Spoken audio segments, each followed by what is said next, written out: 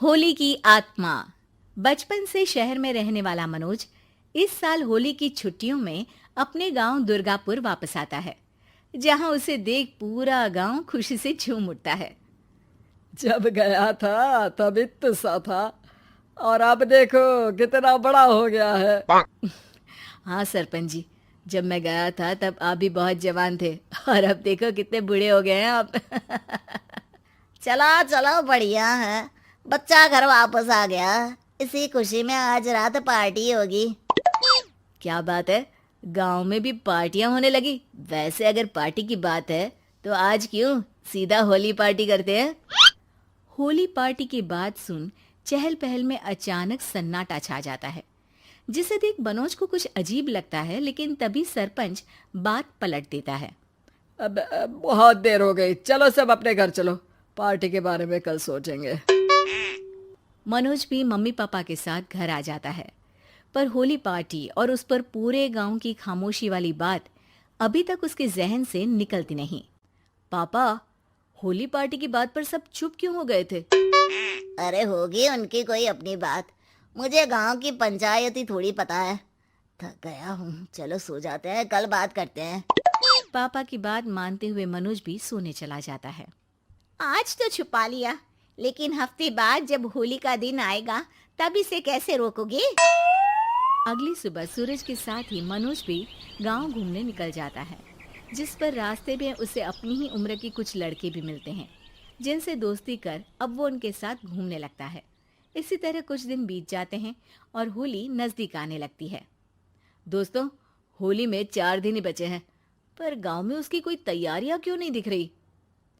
क्योंकि यहाँ होली नहीं मनाई जाती। अरे पर ऐसा क्यों? वो राजा भूषण। अरे तुम 4 दिन के लिए आए हो, क्या इतना सोच रहे हो? चलो कुछ खाने चलते हैं। इसी के साथ एक बार फिर होली की बात को टलते हुए देख मनोज को शक होने लगता है। वो घर पहुंचते ही इंटरनेट पर अपने गांव और राजा भूषण के बारे में जानकारी निकालने लगता है। क्या? मुझे आज तक ये नहीं पता था। ऐसा कैसे? किसी ने मुझे कुछ बताया क्यों नहीं? सारी जानकारी लेने के बाद मनोज गांव वालों या अपने मम्मी पापा से कुछ पूछे बिना खुद ही उसकी सच्चाई के बारे में छानबीन करने लगता है, जिसके चलते वो राजा भूषण की हवेली में पहुंचता है। वाह, क्या हवेली है यार। पर क्या यहाँ सच में कोई भूत है? हेलो भूत जी, कोई है क्या? हम इस साल गांव में होली सेलिब्रेट कर रहे हैं, क्या आप उस पर थोड़ा इंटरव्यू देंगे? मनोज के ऐसा बोलते ही गांव में तूफान उठ जाता है और हवेली में रखी सारी चीजें हिलने लगती है। एक अदृश्य शक्ति मनोज को धक्का देकर हवेली से बाहर निकाल दरवाजा बंद कर लेती है। ये सब देख मनोज हैरान रह जाता है। क्या अभी मुझे हवा ने धक्का देकर बाहर निकाल दिया? मेरे होते हुए इस गांव में कभी होली नहीं मन सकती, इसलिए दोबारा ऐसी कोशिश भी मत करना, अंजाम बुरा होगा।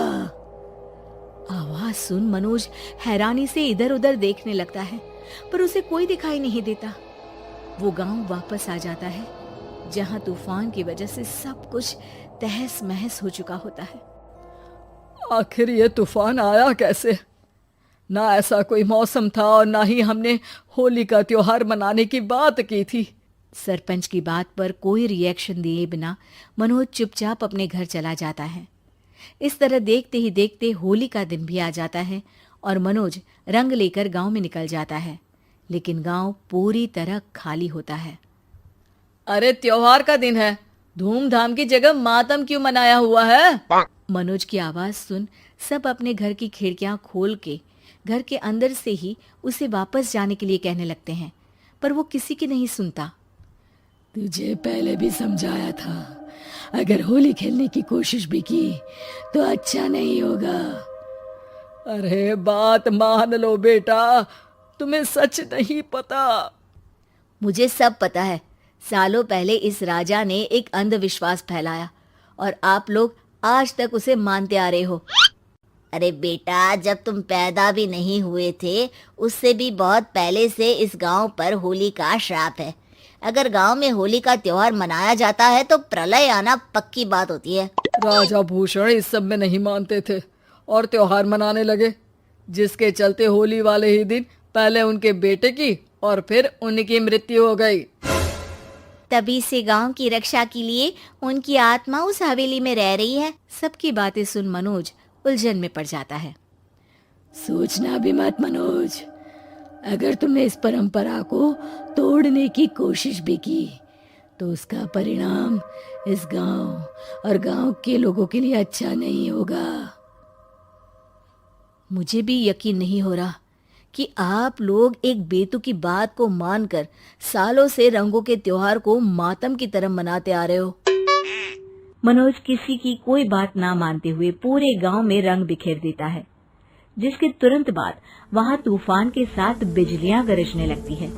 अचानक मौसम में ऐसा बदलाव देख जहां मनोज कंफ्यूजन में आ जाता है, वहीं गांव वाले डर से सहम जाते हैं।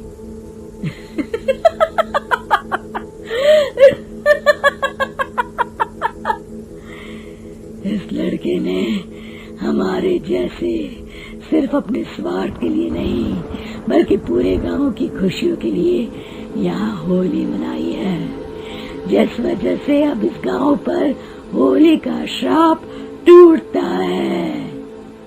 ऐसा बोलकर राजा का भूत वहां से गायब हो जाता है, जिसके बाद गांव के लोग धूमधाम से होली मनाते हैं। खुशियों के रंग गांव में बिखरे ही होते हैं कि अगली सुबह अचानक मनोज कहीं गायब हो जाता है और एक बार फिर गांव में होली का नया राज शुरू हो जाता है।